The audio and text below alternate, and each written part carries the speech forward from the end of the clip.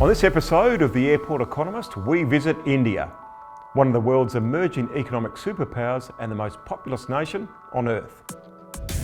Why has the southern city of Bengaluru become known as India's Silicon Valley? We find out.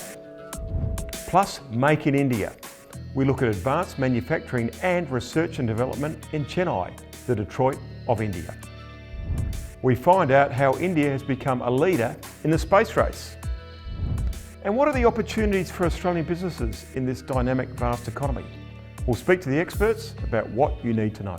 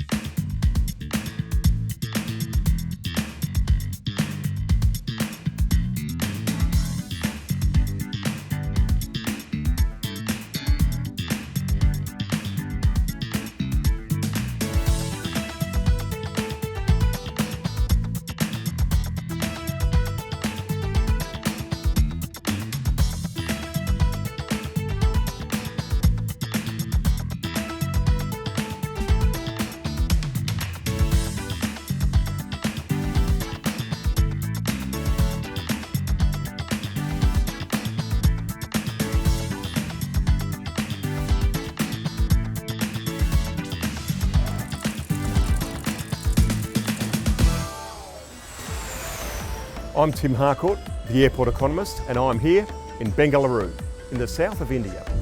A city that's known as the Silicon Valley of India, as it is the global centre of India's amazing IT industry that's so famous all over the world. I'm going to take you on a tour of two of India's most important southern cities, Bengaluru and here in Chennai, as both are symbolic of India's re-emergence as a global economic superpower. We will look at India's competitive strengths in IT and software engineering, but also defence, aviation, and the exciting new frontiers in space and AI. We will also look at Make in India, India's massive investment in advanced manufacturing. I'm going to talk to key Indian diplomats, business leaders and entrepreneurs, as well as international representatives who have based themselves in southern India as a launchpad for the whole global economy. Welcome to India.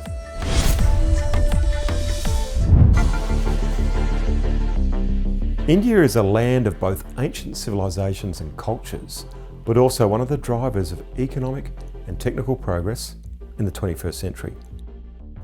India has a GDP of over 3.5 trillion US dollars, but spread over a massive 1.4 billion people. It is growing at an impressive 7 to 8% a year, but even with this large population, India's economic projections are mind-blowing. India is already the world's third largest economy, and by 2035, its share of global GDP is projected to be on par with the United States on a purchasing power parity basis. India's population is projected to be 1.6 billion people, easily the world's most populous country by 2035, across 29 diverse states with 640 million Indians living in cities, hence India's emphasis on smart cities. India's main export destinations are the USA, the UAE, Netherlands, China and the UK. Its main import sources are China, Russia, UAE, USA and Saudi Arabia. India is a major player on the world stage and has strong diplomatic ties with Australia through the G20, the Quad Leaders Summit and the East Asia Summit.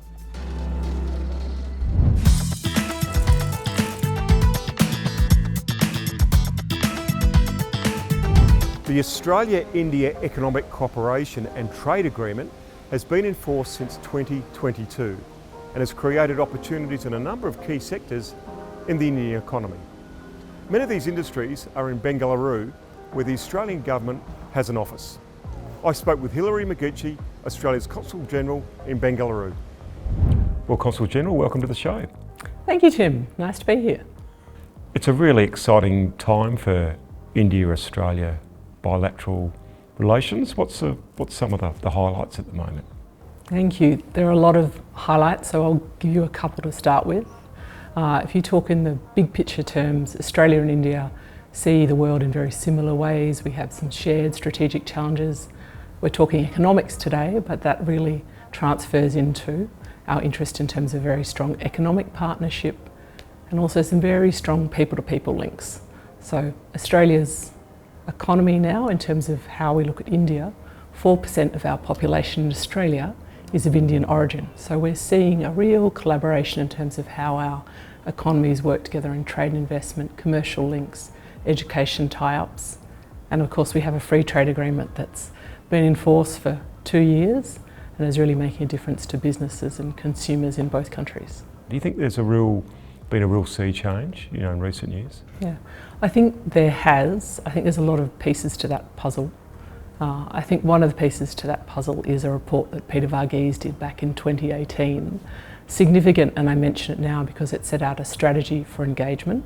Content of that in terms of the recommendations and the analysis was very valuable, pointed to areas where Australia had economic advantages, pointed to Indian states where we thought the opportunities were very strong for institutions and businesses trying to connect here, but also really significant as an ongoing product because it's essentially said to both governments, we need to work on this relationship, we need to give it attention, we need to refresh our strategies from time to time. So in 2022 there was another edition. I wouldn't be surprised if there's another iteration. This part of India, South India, and this post in Bengaluru is one of the recommendations in that strategy. So the way Australia as a government has looked at India has very much been to step out our engagement in a way that allows us to connect all over the country, but connect in the places where those opportunities are most prospective. I noticed you've got a very strong team, if you like, the Australian posts in India. So, Philip Green in Delhi, the High Commissioner, but you've got yourself in Bengaluru, Chennai, Kolkata, Mumbai. This is quite deliberate to be spread around the country. I'd imagine that the microeconomies that are very significant would fit with a lot of Australia's interests. Is that how it's been sort of set up as a framework? Yeah, I think that's right. I think to some extent all of those posts have an identity, although we're all here prosecuting whatever Australian business would like to achieve. If you look at Calcutta, it tends to lend itself well to the mining sector and Australia's mining technology.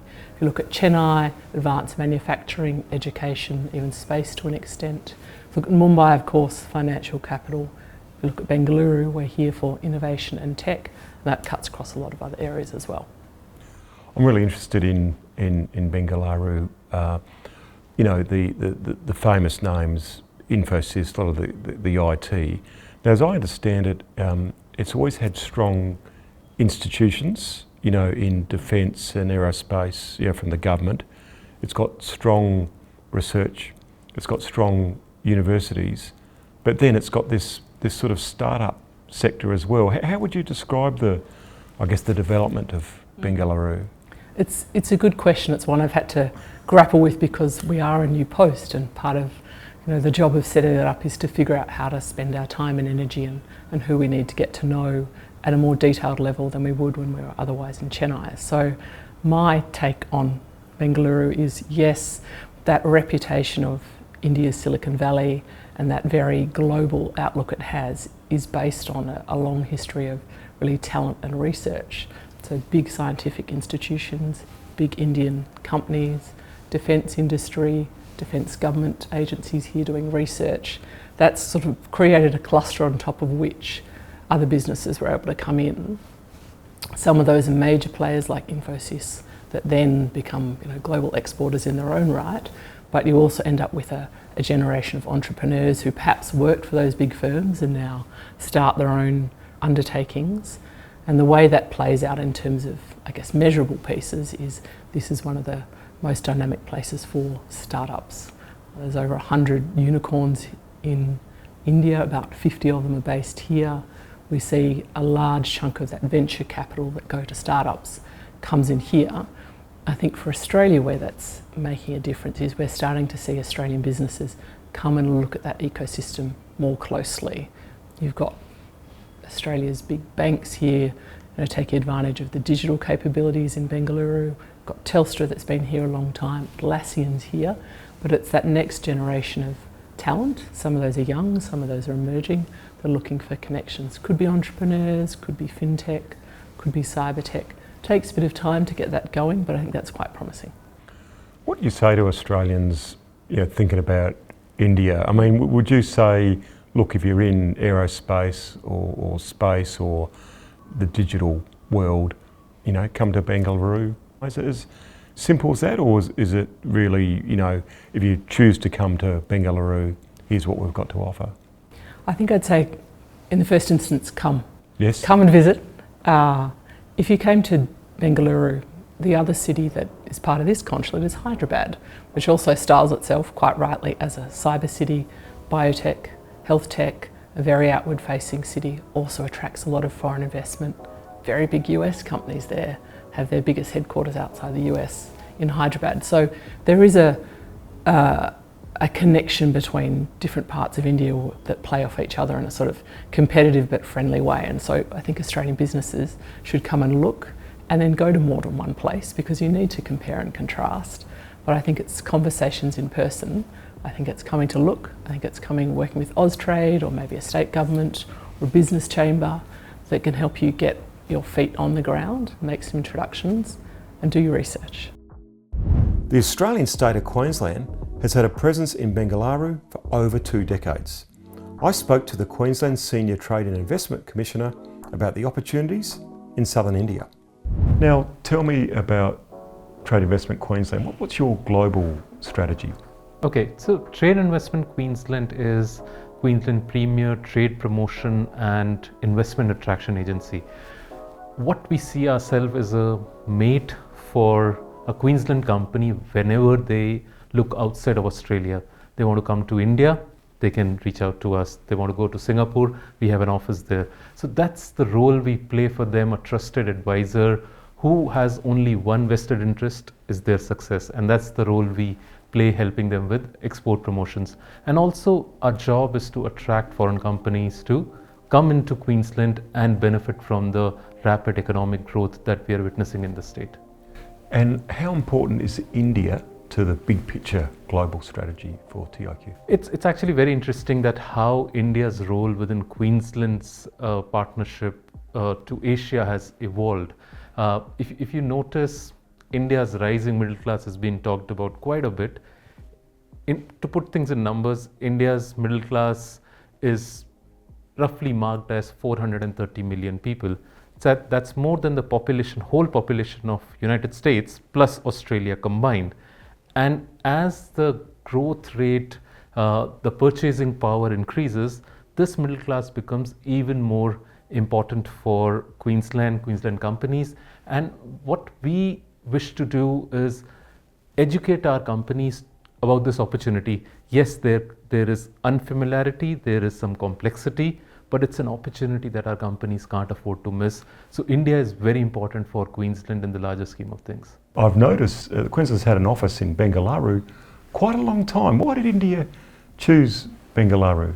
So we chose Bengaluru way ahead of many other jurisdictions because we could see the rise of Bengaluru, southern India, many years ahead. Right now, Bengaluru is the powerhouse of technology, IT, startups. Out of 120 unicorns in India, I think 30% of that is coming out of Bengaluru. That's massive. As India becomes more prominent for Queensland, we are expanding. So we have recently opened an office in Mumbai as well, which is co-located within the Austrade office. So we are expanding within India, and we think India will be one of our key priority markets going forward as well. So still to come, if you're thinking of doing business in India, how is it done and how do you get around? Stay with us and you'll find out. Let's go, champ.